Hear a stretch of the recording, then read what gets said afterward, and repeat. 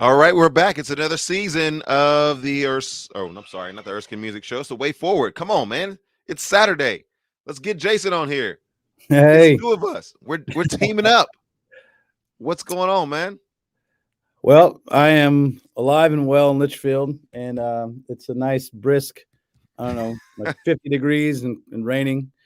Um, we have our trunk or treat thing tonight where we get to minister to the public. Yeah, yeah, yeah. So, God willing, at least the rain will let up, or the mist will let up. But it's Illinois. It's always raining. It's always raining in Illinois. Yeah. Well, uh, this is what is it? Season 2, season 3 for us?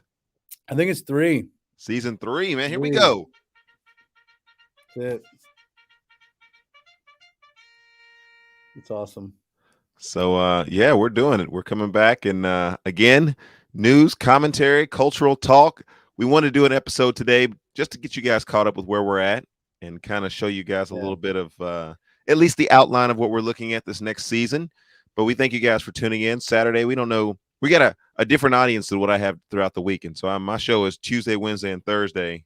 And then we got our thing going on Saturday. So a lot of neat possibilities that are out there and some technological things that I'll update you guys on because we're making improvements every season. Every season's getting stronger.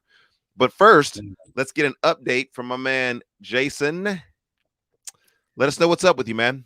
Man, it has been let's see, when was the last time we did the show? We were in, was it the spring? I think maybe. it was maybe the first week of summer, kind of Okay, I think getting somewhere around there. Well, getting as toward we the end were of that. So as we were wrapping up, my family and I got to do a sabbatical. The church was very gracious enough to allow us to have a 6-week sabbatical. Because as you know, I'm working on my doctorate of ministry education. Well, let the people know this man is working on his doctorate. What's up? What's up? Yeah. What y'all know about a PhD? So I got the opportunity to get away and rest a little bit. I got to spend some time with you, which was outstanding, in Nashville, and you guys hosted me, and I got to spend some time with Kelly Ellie and Justin and Jasmine and do life in Tennessee. I got to go to North Carolina, see my aunt and uncle out there, which I don't know if you guys can see it, but I'm sporting my whole Starbucks mug. There you go. And I also got to spend some time just thinking through a lot of writing and reading that I'm doing. My emphasis on educational ministry here is essentially how do you mentor children with learning disabilities, emotional trauma? How do you lead, guide, and direct them, engaging their mind, their heart, and their will, right, through biblical wisdom? So I've been doing a lot of trying to understand how the Bible uses wisdom to instruct the mind and the heart and the will, so that these children have the ability to make wise decisions, to grow in tangible skills, and actually live a fruitful life. And of course, we engage the gospel every day with these guys, because that's the fear of the Lord is the beginning of wisdom. Yeah, so you're practically one of the world's foremost experts on this subject. We have a man who is a scholar extraordinaire in the area. And guess what? The more he's learned, the more he's recognized. Not even scratching the surface. Not even scratching. There are so many good people I'm reading out there doing some good. As a matter of fact, I want to give a shout out to my advisor, Kevin Jones. All right, Kevin Jones. Whoop, whoop. Out of Cedarville, University of Cedarville in Ohio. He's an adjunct professor at Southern as well. I'll tell you what, if you want to get to know somebody who knows education and knows children and knows mentoring, knows race, knows all the stuff that we like to talk about, that dude is legit. Well, so you want to get isn't he coming on the show this season? I am, and this man is sought after, and he is hard to peg down because he has got 1,000 things on his plate. But I'm thinking I'm going to go visit him here in November because oddly enough, my daughter's got a college visit, if you can believe that, bro. Naomi's doing college. It's college time, baby. Naomi's doing college visits now. So she's a senior, and we have scheduled a visit for Cedarville, and so I'm going to be visit with him. I'm going to ask him, beg him, plead with him to come onto the show and share some knowledge. He's a Well, good dude. let me He's a really segue good that dude. by simply saying I think that it's highly possible. We don't want to give false information to the audience that's out there that's watching. By the way, comment section is turned on today. We both appreciate. I'm used to doing my my own show, but we both appreciate the repartee, the going back and forth. I'll try to do a better job of reading the comments this year and like actually understanding what they're saying before I'm responding to them. But I know you guys are welcome to make comments. We enjoy that. We appreciate that. That's kind of what drives this show and what makes it so great is that, we can get our own conversations going and then we get side conversations going on from our audience. But I wanted to say, I venture to say that this season, because of the technology and some of the improvements that have been made on the StreamYard platform, as well as some of the pre-recorded tidbits that I have to work with this year, I would venture to say that it's highly possible that we could get Dr. Kevin Jones to come on and to share just a little bit, even a segment of what it is that we might be doing. He doesn't need to stay long, 5, Yeah, 10 minutes, 15 minutes if yeah. he's got it. And we can take it from there because we are both long-winded and we have a lot to say. So, Yeah. No, he's good. He's been extremely helpful to me, just pegging down what I'm trying to accomplish. We're actually one of the things I love about my degree program is it's not just pie in the sky and going to sit in the library. It's a project-based program, so I'm actually mhm. working a lot of the ideas out right now. Yeah, Tending the Vine right now is up and going, and we work with children who've got a lot of these learning disabilities or emotional trauma or things like that, and it is blowing and going, and we love it. We've reorganized a little bit. The kids are enjoying themselves. They hear the gospel every day. They're learning scripture. They're being cared for. They're being taught math, reading, right on. writing. Um, they're just the whole person is kind of being engaged, and our volunteers are great. They're starting to buy in a little bit of the vision, and we're just kind of up and running with these kids, and we're seeing a lot of good things. We've got to try to help their behavior so that they're in a good position emotionally to take on the responsibility of learning. And a lot of these kids come very overwhelmed, and so we have to really spend a lot of time just helping them Yeah, get to that place where they can take that responsibility, and we're seeing it. I mean, it's God's grace is very good. We don't have a lot of discipline issues. We just spend a lot of time mentoring, a lot of time. Hey, are you being wise right now? Or are we? Here's a great example. Of course, kids can get ornery and upset and get careless. no, Get really? careless with their words, and we say things like, "Hey, a soft answer turns away wrath, but a harsh word stirs up anger." What kind of words are you using right now? And we know that the Bible says that from the abundance of the heart the mouth speaks. Mm. So that now I tells feel us like I we got had to that get there. discussion yesterday. Yeah, right. We may Uh, have it again here in a little bit. that's right. So we're trying to engage the heart first and foremost, and then redirect those words into gospel words. And then as we pray for them, the Lord will use His word to change your heart. And so it's good. It's good. It's a lot of work. It's demanding, but God's grace has been sufficient. And so that's kind of what we've been doing here at First Baptist Church is really engaging the community in this area.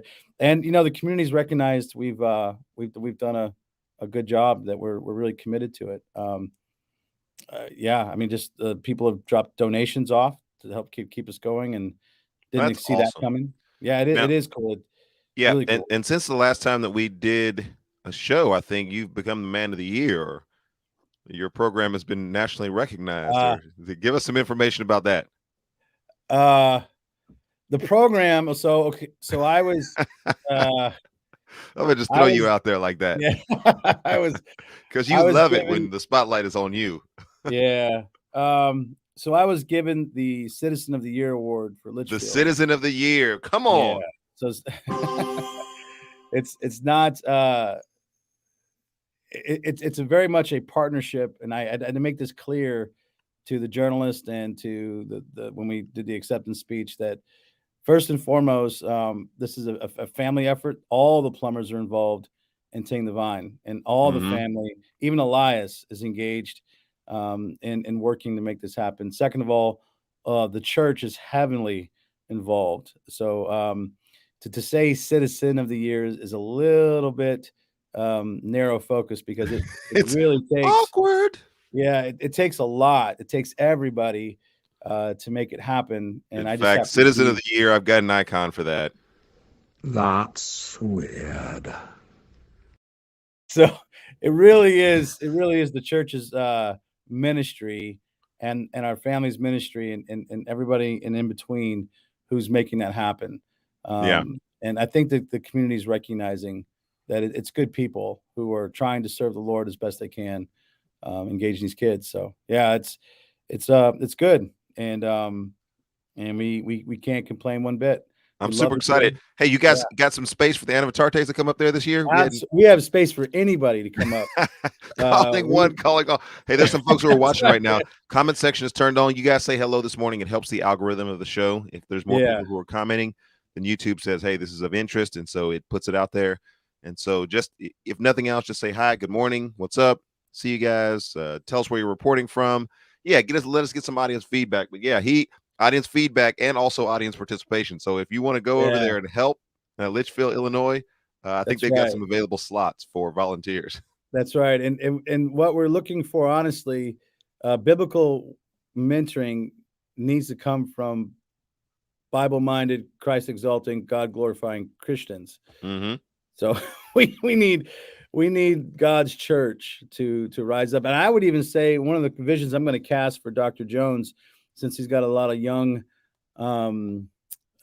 eager, missionary-minded students over there at Cedarville, is what would it look like for a teacher who just graduated from college to go on mission in Litchfield, Illinois, live here and be missional to the public school system, and also missional to Tending the Vine.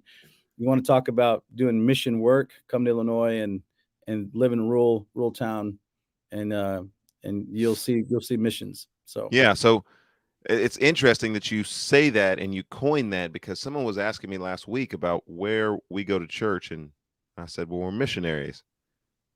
And they said, oh, yeah, where? I was like, we live in Nashville. Oh, so what does that look like? That's So right. we plant a church, and I know that the doors are open for all, like come ye sinner and be healed. But we really are at this stage of development. I'm looking at contacting friends who are in other parts of the country and telling them, hey, if you're thinking about moving to Nashville or not thinking about moving to Nashville, here's an opportunity we have in church planting. Here's an opportunity we have to be missionally engaging our communities here in Nashville, especially East Nashville, where we're at. And this is an important task. And so I'm not just saying, hey, if you have any spare time, or if you get around to it, or come see this great program or great event.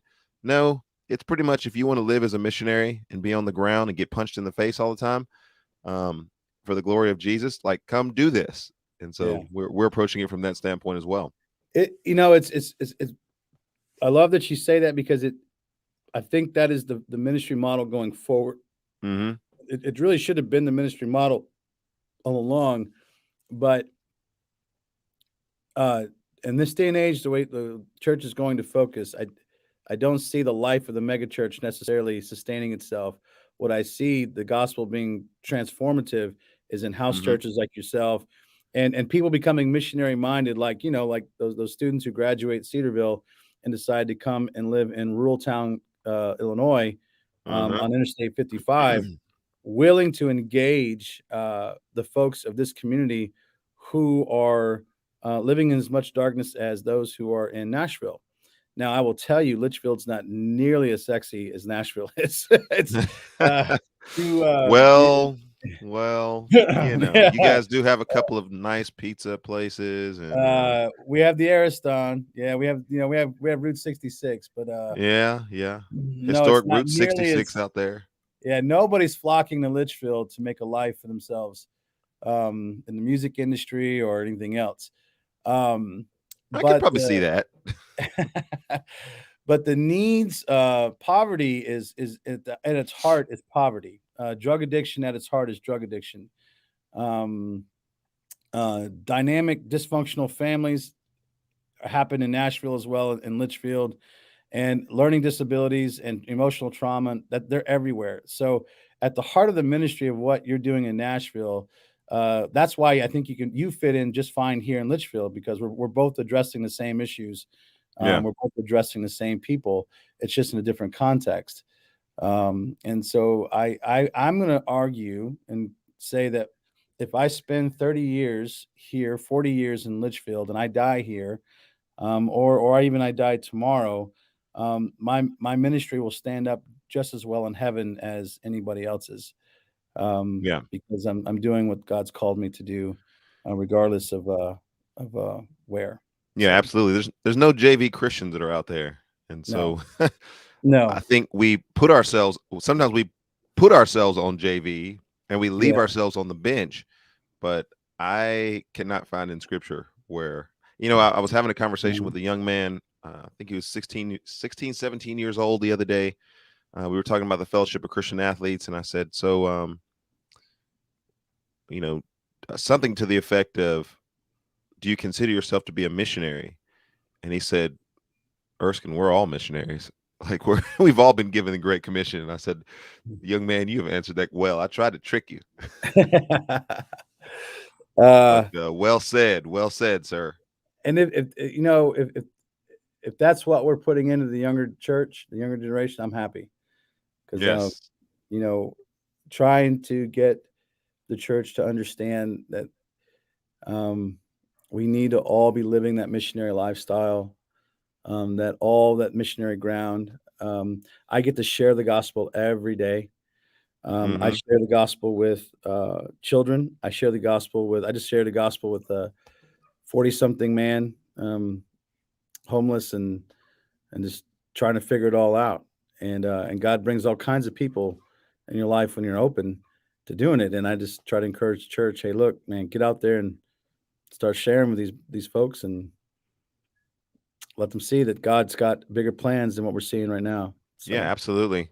Let's transition a little bit. You were talking a little bit about your program that you are doing there with kids, and we've seen that program before, and hopefully very soon here we'll be again a part of that program. But let's talk a little bit about special needs. You're doing a PhD in that area, and there's at least a Instagram that I sent you of Sho Baraka, former Christian hip hop artist turned poet, author, speaker, father. And this comes from his vantage point as a father. I should have got that picture and put it up here. I wonder if I can do that real quick. Yes. But clarification, I'm doing a doctor of educational ministry. So okay. Mine's a project base. Fantastic. Yeah. Thank you.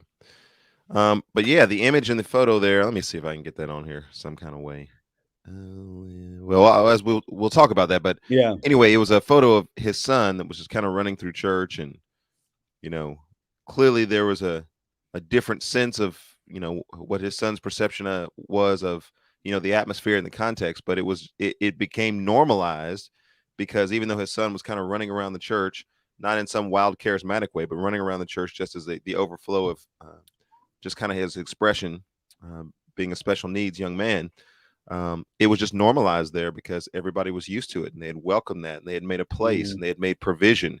Whereas maybe there would be some places that would be a little uncomfortable with having a young African-American man running around in the back of the church building.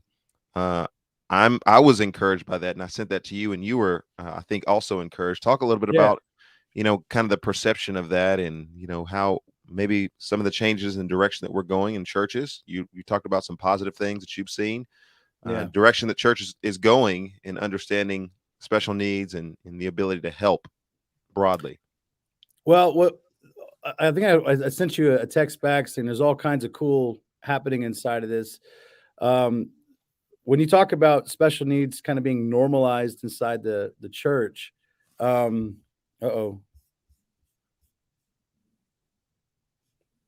was I have a can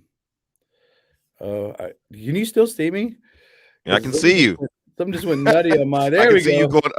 I have a new Mac, so I don't know how this thing works. So I'm figuring it out. And they just switched screens on me and said, "Hey, we're gonna do something else." So I thought it cut me off like it normally does sometimes. No, man, Anyway, you're using good technology. Finally. I'm on a learning curve. Ethan helps me out a lot with this thing. Okay. All right. He Um, moving on up over there. You've made some technology changes. yeah. I've got a better camera this year. About to get a better microphone. Here we go. Let's do All this. right.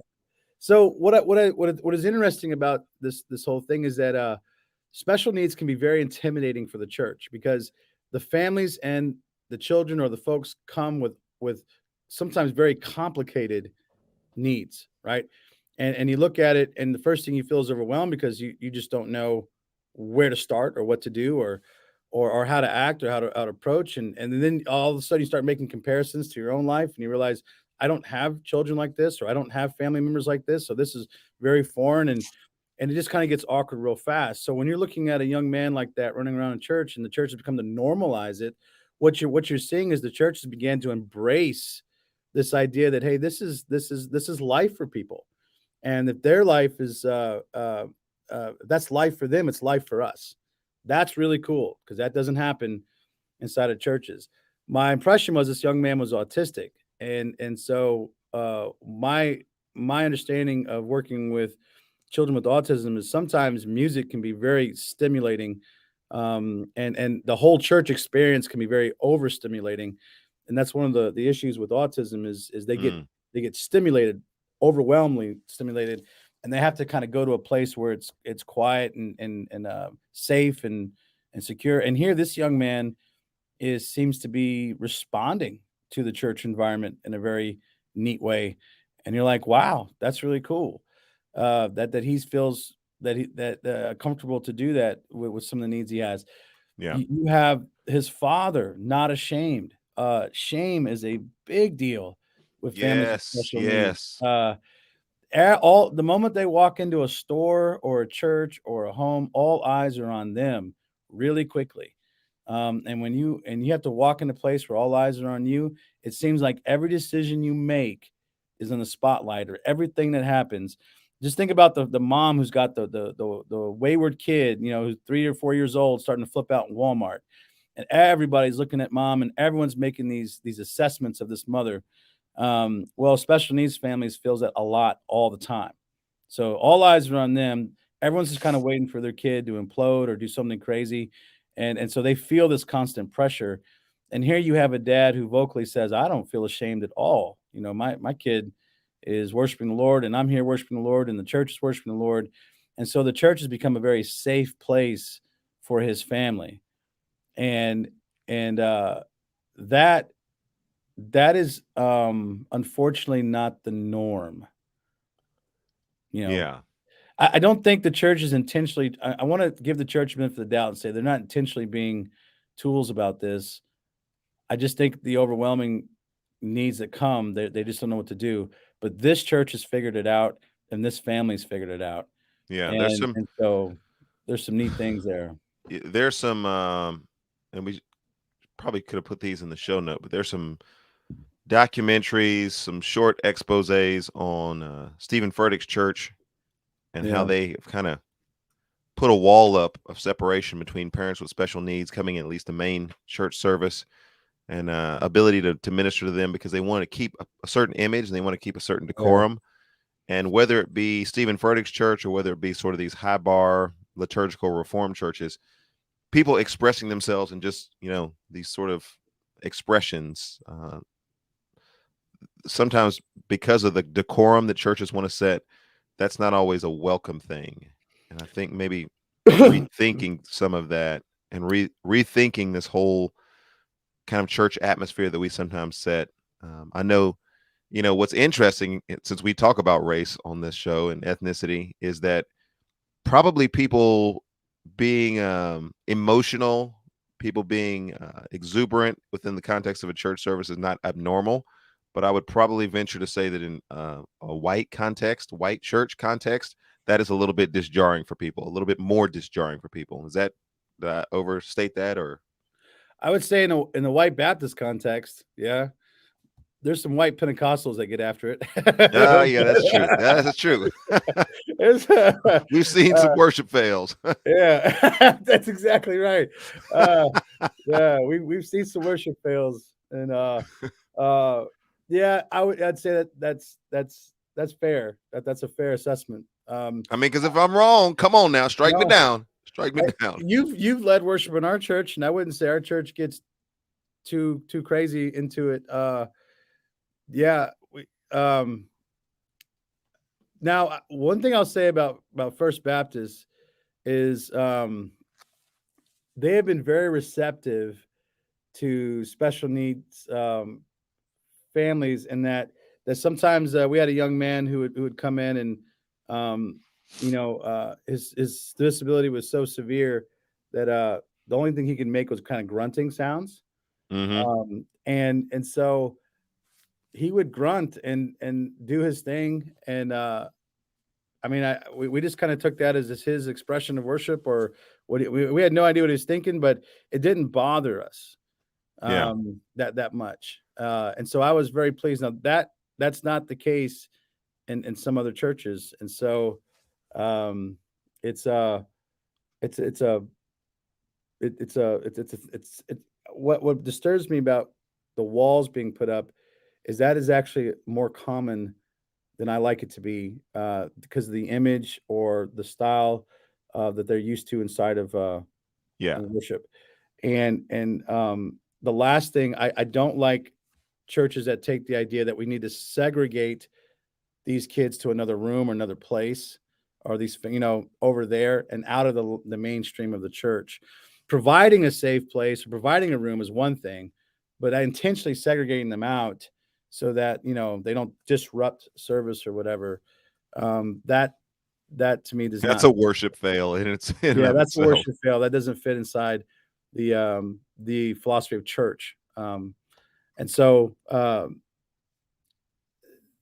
one of the things I had a family I worked with in Louisville, and one of the issues was the drums were a big issue to one of their boys.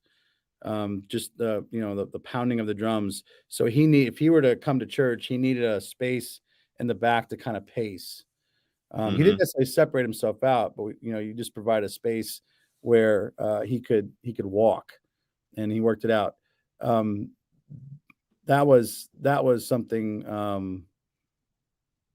that was that is okay, that kind of stuff. But yeah, the churches I've been a part of, I can't think of one who's been overly emotionally engaged or running around or carrying on like I've seen some of my Pentecostal friends. Yeah. So it definitely would be out of the ordinary to see somebody like Shabaka's boy. That would be out of the ordinary, even in my church. If he Yeah. up and down the aisle, I'd be really curious to see what the church would do. Oh, I'm pretty sure you might get a letter or so.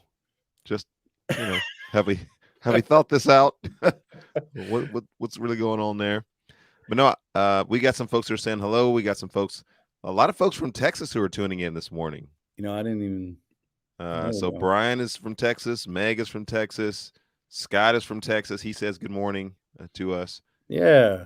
Hey. And again, thank you guys for making some comments there, because that does bump the algorithm up. It seems like people are interested in the show when you guys make a comment. So even if you're watching for a little bit and you're just like, hey, yo, go. I have literally one friend who will get on there and just type random letters. Like, I don't put that up in the show notes, but it helps the algorithm to kind of like go forward. Yeah. But no, this I want to read something here and get your take on it.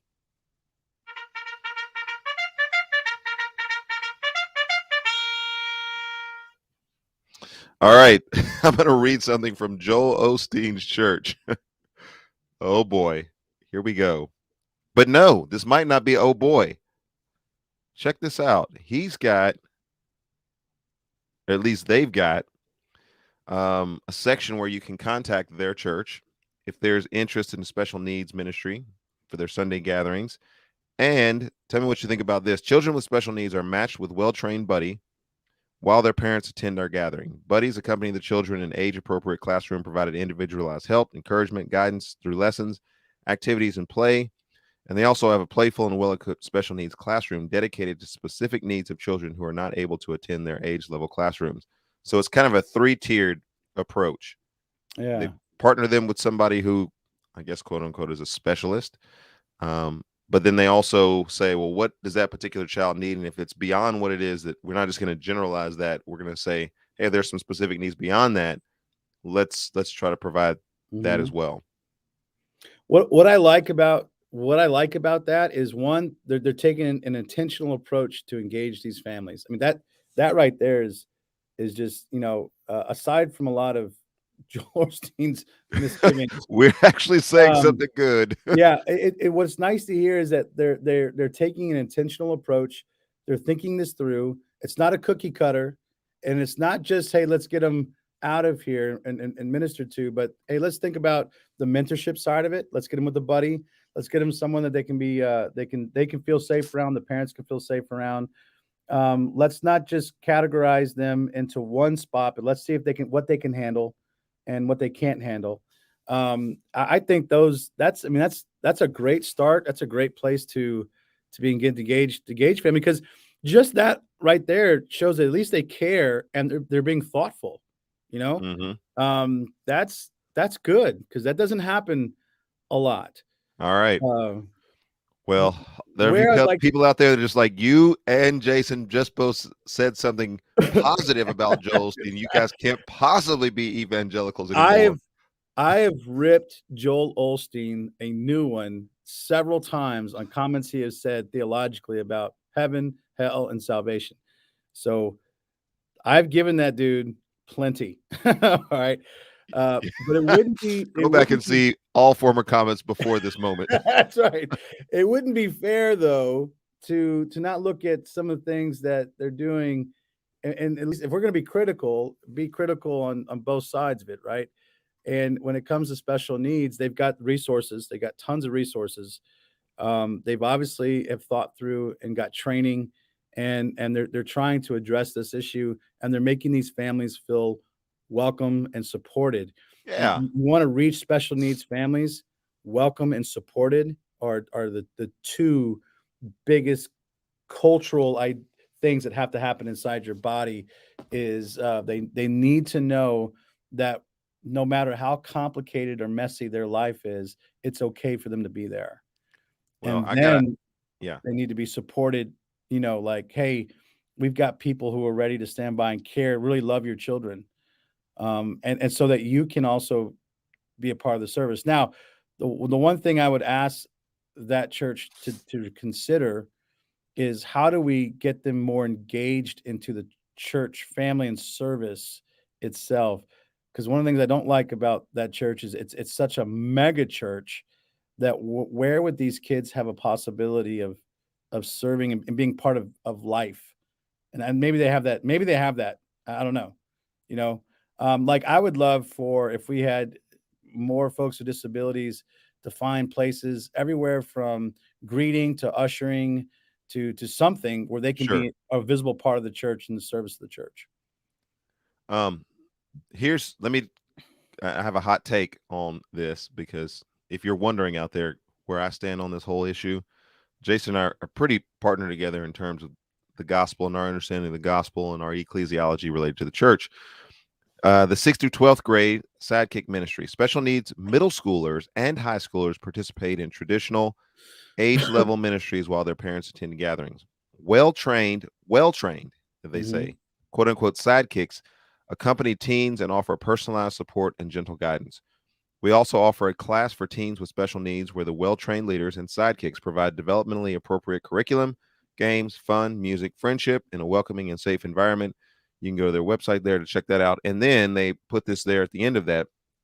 The easiest way for the whole family to stay connected is to sign up for our Lakeside Life newsletter.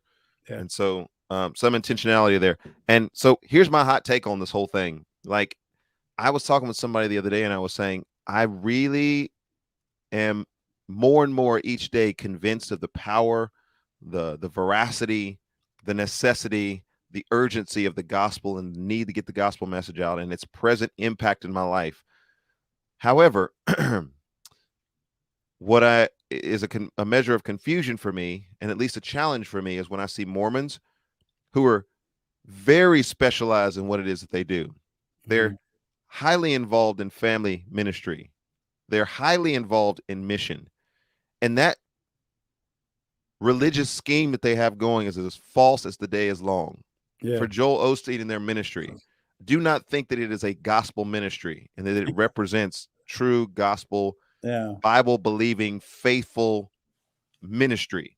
And yet their intentionality to want to bring families close to them and to want to engender themselves and endear themselves to the community that they live in is notable. It's commendable. I applaud their effort in the sense that why aren't churches who actually preach the real gospel conducting themselves with the same level of energy, intentionality, effort, focus, missional thinking as some of these places that are false prophets and false teachers? That's my hot take for today.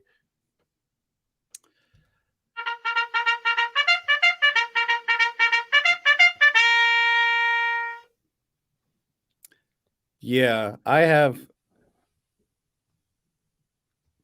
ideas and thoughts that this is a show of ideas. well, so I'm a pastor, and pastors You're a pastor. Pastors have things they've got to deal with, and I was talking to a good friend of mine about this very idea that it seems like there are two visions for the church, maybe in America, but in the context that I've served, aside from my seminary experience, because that's very different. I'm in seminary, you're around a bunch of like-minded people who are as eager, and so you can't count that because that's not the normal. Like, you got to get out of the bubble. Right. Because that's a very special bubble, and you'll never have that again, likely. If you do, then you count your blessings, because that's rare. That's rare. So there seems to be two visions for the church, and sometimes a lot of times those visions will chide each other. If you have a vision from the pulpit that says, "Hey, this is a wartime mentality that we're living in right now," meaning that all hands on deck, all resources, all of life is geared around it joyfully advancing the kingdom of God by making much of Jesus in the church, community, home. And everything we do, whether we are at work or we are at play or whatever we're doing, we are doing to advance this kingdom, which means you've got to be engaged about God's work, right? So Christianity is not just about fulfilling the American dream or the American ethos, which is the White House, the picket fence, the 2.5 kids, and the car, and the vacations, and we had church, and we're good moral people, and we just kind of lived 50, 60 years, 70 years doing that. No, this is about God's kingdom advancing in our time, calling us at this time to do the same work that the disciples were doing back 2,000 years ago. And that is engaging this world in the gospel, because we know Jesus is going to return, and he's going to restore all things, and that he's going to rightfully rule over the heavens and the earth, and we're going to be with him. But until then, we are on mission. We're at it. Okay. That's a vision that can be preached from the pulpit. But then you have the American, and I can only say American vision because that's the context I'm growing up in or developing in, is this, no, we do church on Sundays. We our lethargy's okay. And we'll give money to things, and we'll show up on Sundays most of the time, half the time. But we just kind of want to work our jobs and do our thing.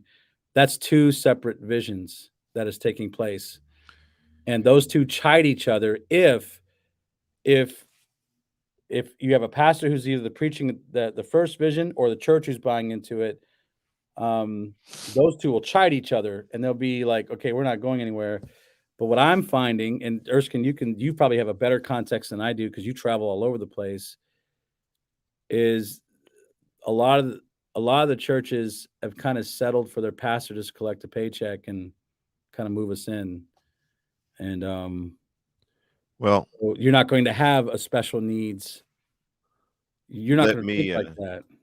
You let me be the first to jump off the boat and grab my life jacket and let you go down with the ship. know? Now that you've made a generalized statement about pastors, I have no idea. I can honestly say I have no idea what goes on in the minds of people because we're not in a traditional model. Like, and we are extremely focused, the small group of us that there are, on making sure that we are praying for the Church of Jesus Christ, praying for churches where people gather in buildings, praying all around the world for the Church of Jesus Christ and for pastors. I'd made a comment on my show, the Erskine Music Show, maybe last week, that one of the things that has happened with this great resignation and people, getting new jobs, leaving their jobs, finding new careers, finding new avenues, not taking the jobs that were formerly there before, and just kind of upheaval in the job market.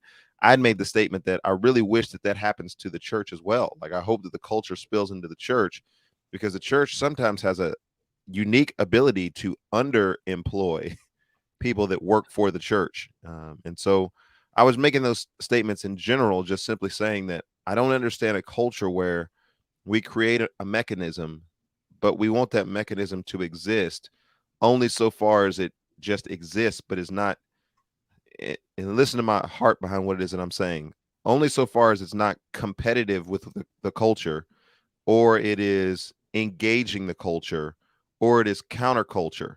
And so if I can get back on the ship now and we'll both go down with the ship, if I can say that there's something that I've seen that concerns me, it's that pastors get tasked to do jobs that are not biblically what their assignment is in Scripture.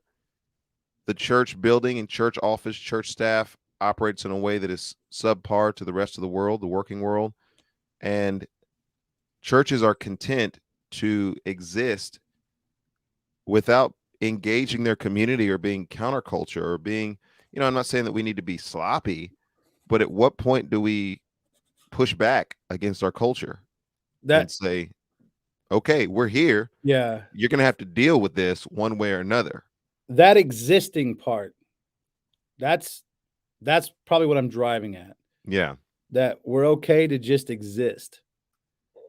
And I just don't think that's the point of what the church is meant to be. You're not just meant to exist.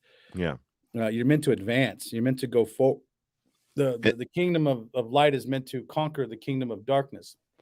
And we don't do that with swords and guns and armies. We do that with the gospel of Jesus Christ, even laying our lives down if necessary for it. So I don't, I guess, yeah, it's hard for me to take in the idea of just existing. Yeah, I was at a banquet the other day, and I was just saying, up from the stage, that my struggle is that somewhere along the way, and I think it was very early on in ministry, when I started seeing believers that were going on mission trips and started being invited to go on mission trips, not just invited to go on mission trips, but invited to go to mission trips and also preaching the gospel. I remember, very early on in my Christian life, going and preaching in Rio de Janeiro and walking through the favelas up in Brazil and preaching the gospel and pouring my heart out through a translator.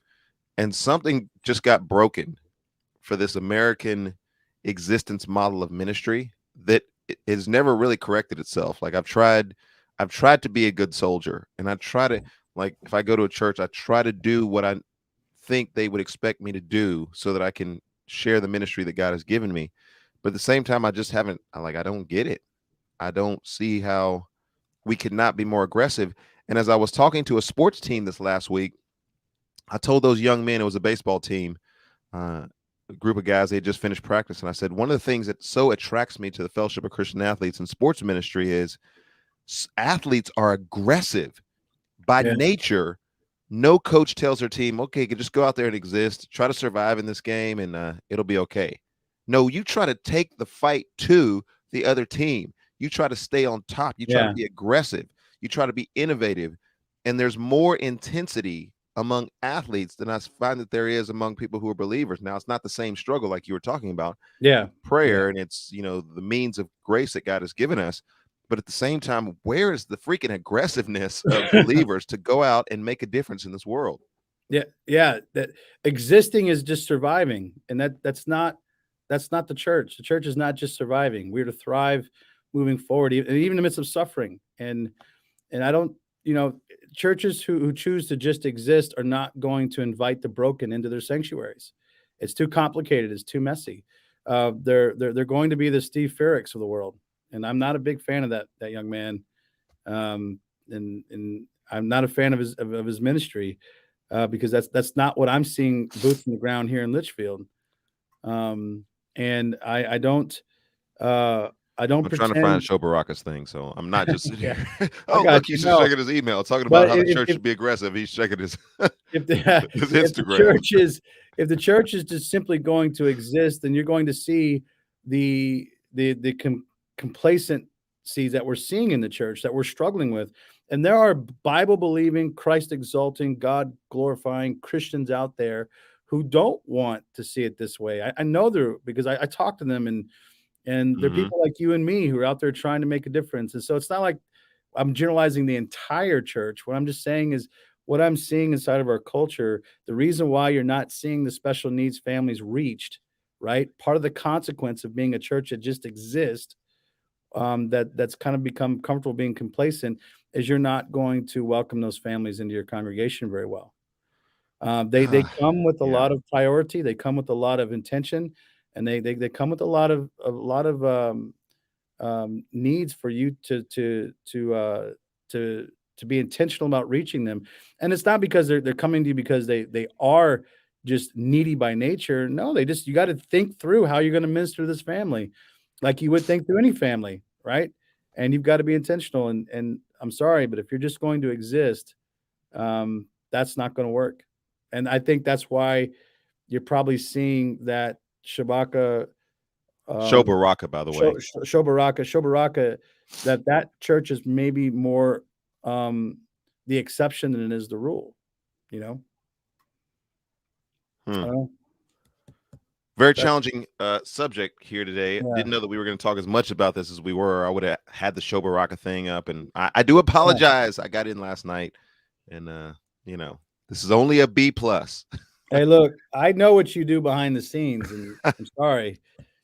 You're multitasking 6,000 things at one time. So There's a few things going on in the yeah, world around me, but hey, focus. Kingdom growth. No, I just wanted us to get back and get an episode going so that we can get the audience aware of the fact this is the best promotion for a show that we can give, is to actually do a show. Yeah. I love the advanced metrics and different things like that, where we tell people and then tell them again.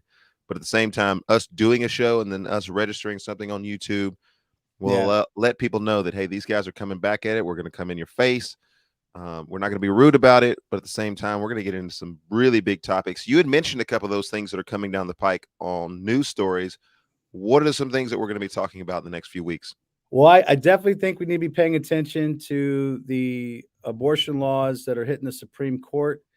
Abortion affects the church and race, by the way, since there's two big ideas that we like to talk about a lot. The Supreme Court has expedited the SB 8 case out of Texas. And that's interesting. There's a case out of Mississippi, Dobbs, I think, versus versus Jackson's Women's Health facility. And what's important to know about these cases is the SB 8 case isn't going to challenge necessarily the idea of abortion being constitutional, unconstitutional. It's going to challenge if the state has the right to pass off to the public a way of enforcing pro-life policies versus implementing themselves. So it's more of a constitutional thing than it is about abortion itself. Yeah. More of a administration. But the case out of Mississippi, that's the kind of the one that has the potential to overturn Roe v. Wade. And of course, John Roberts is our chameleon type justice. We don't know which way he's gonna swing. But we do have a court that might be inclined to really take a look at abortion and maybe make some really good changes. Now, of course, the current administration is looking to try to deal with that. And so I think, the church has got to be paying attention to that. That's coming up. I also think that a really interesting thing I've been kind of watching is now that we've got sports back in full swing, and everybody's packing the stadiums. I'm just kind of curious of where are we still having the discussions that we were having last year? Are we still talking about those things? Are we, I know we have a little tag on, end racism at the end of the end zone. You may put it in the show notes here. But yeah, hey folks, it's the end racism. Watch this show. We're gonna end racism by watching the Way Forward show. How's the church? We had some hot top. It was a hot year last year and the year before, and now, it's not going to be as hot this year because we've mostly ended racism, by the way. And so because the sign is on the field, yeah, people can see it. They're like, oh, I was going to be racist, but now I'm not racist anymore. I just wonder, what does the church think about the, how do we think through just the inconsistency of the culture? Just why, just those are thoughts that were coming to my mind down the line. I'm a big sports fan. You're a big sports fan. Yes. It's go Braves. Go Astros. Yeah, yeah. I just cannot bring myself to follow the Astros after the whole cheating scandal. Oh, they're cheaters. I thought the organization was really didn't handle that well. But anywho, I know I've got some Texas fans out there, so I'd rather be the Rangers anyways. Anywho, those are some things coming down the line. So we're invariably gonna have to get in because there's the intersection between church, culture, sports. It all kind of weaves together in one way, shape, form, or fashion. We're gonna have to get into vaccination and that whole discussion at some point. You and I were diametrically opposed to one another. We were fighting each other. We were like, hey, it's not just you. I mean, Sonny was busting my chops about it. I'm not an anti-vaxxer, but I'm not vaccinated. You anti-vaxxers? Yeah. Oh man, I'm about to. You just lump us all into conspiracy theorists who don't think through things, and yeah. Oh man, I'm put you in a headlock in this show. Yeah, yeah. People will come because they'll think that there's a fire, so we definitely gotta come see the show burn down. Yeah, but no, I don't know. Maybe in the last month or so, I do think that there's a really good reason why people would not want to be, and some really good reasons why people would not want to be vaccinated, and should be able to present those with some clarity, like the young man did, Isaacs from the Orlando Magic. Yeah, I think there are some compelling reasons too. We're vaccinated. The kids are partially vaccinated at this point, mostly vaccinated. And so we see the reasons. Like if you were to do a pro and con sheet, I would say, okay, here are the pros for vaccination. Here are the cons against vaccination. I think that I'm maybe checking maybe one or two more things on that long list of things in the reason for vaccination. But hey, I get it. I've got a long list of things against vaccination as well. And so that should be an interesting discussion as we go forward, because that invariably impacts like the NBA, like Kyrie Irving. He's not playing, not wanting to get vaccinated, vaccination mandate. He's kind of become a hero of those who come and say, hey, where's our freedom at? Yeah. That's where I would probably sit. I encourage, and we can talk about this more in a different episode, but I was having a good conversation with my brother who's he's diabetic and he works in a hospital, and he talked about getting the vaccine. I was like, that's great, man. Just taking that precaution but he was very adamant with me, saying, I just think If you allow people to decide for themselves, they'll figure it out. And we had a really good discussion, though I'm not vaccinated. He's just like, hey, look, well, mandating this thing is kind of crazy. So I think there's some lines in that discussion to be had. Hmm. There's some ways I think the church needs to respond to this that could be helpful to the culture. Ultimately, putting our trust and hope into Jesus Christ and His sovereignty and the Lord's sovereignty. Yeah. Also recognizing that God's mercy.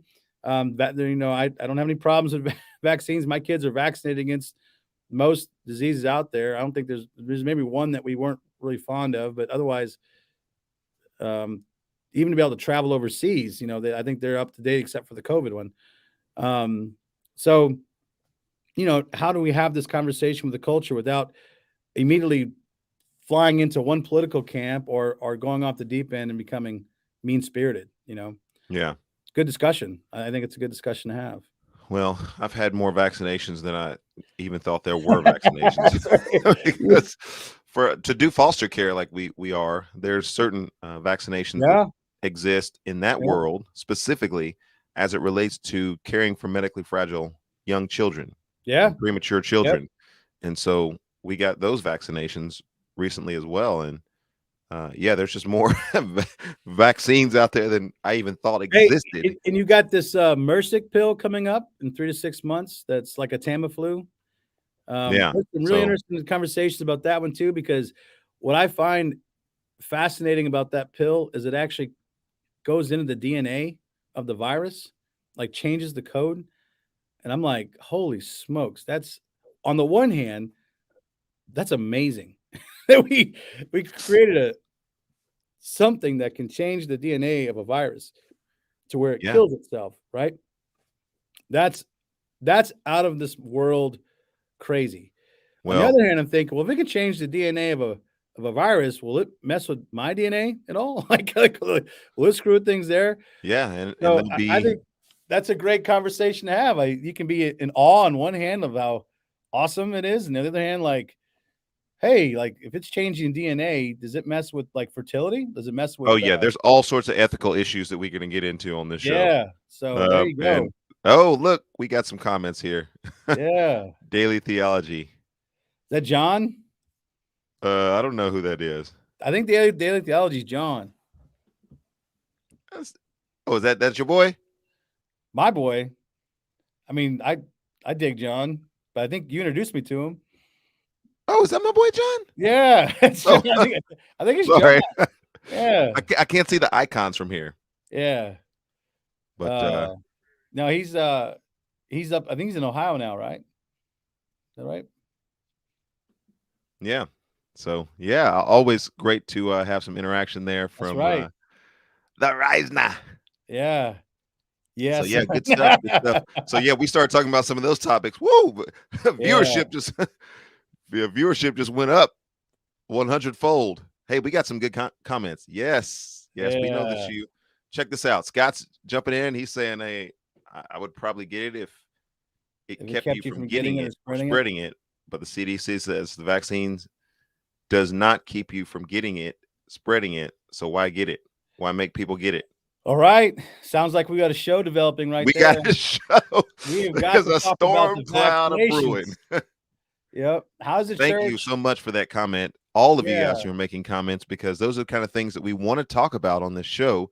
And that's the reason why we do this show, not because it's extremely convenient for us, because it is not. Yeah. But we do this show because it allows us a platform to be able to share these things. And when we disagree, have a model that we can present before people saying, okay, because of the nature of our relationship, because our love for one another, we can disagree without being disagreeable, and we can disagree and actually listen to one another to the extent that I would say, hey, Jason, I've never thought about that before. That's a good argument. Let me hear more about that. And vice versa, in a way that our culture just does not do. Like like we're in cancel culture mode. Yeah. And if somebody doesn't agree with us or our perspective, bang, you're gone. Yeah. And anybody who likes you is gone. And that's just not the way forward. That is not the way forward. No, you and I have had a really good discussion on the vaccine. Right in my office, as a matter of fact, we had where we fundamentally disagreed with each other. Fundamentally disagreed. Yeah. And you sit there and be like, I'm looking at Erskine knowing like he's not buying at all what I'm selling at all. Like, all right.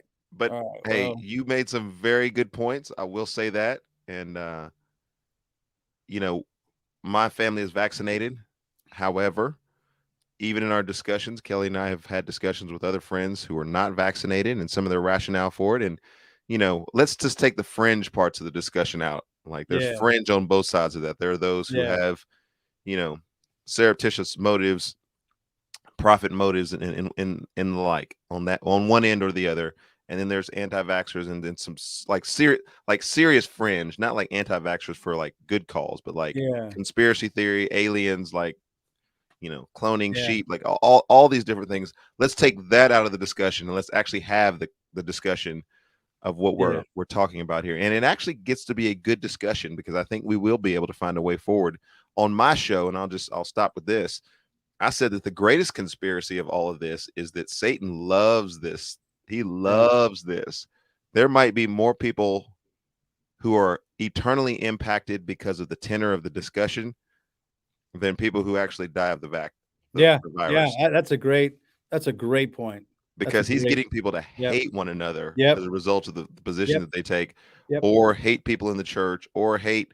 And it's just like whether one takes the vaccine or not, that's not an eternal matter. Nope. When someone dies and not receives Jesus Christ, that's an eternal matter. And Satan is having he's having a field day as a result of this discussion and the inability, I would say the inability of people to have this discussion in a thoughtful way and then still be able to move forward with loving your neighbor in mind and also serving the Lord in mind. So that's good.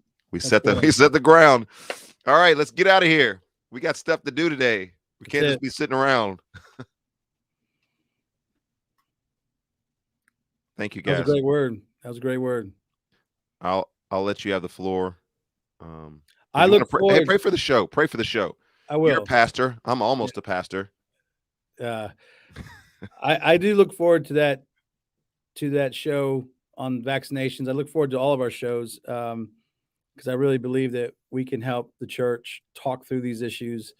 You don't have to be the brightest or the most theological or the most whatever, but you have to be two believers who love each other enough to sit down and listen to each other and talk.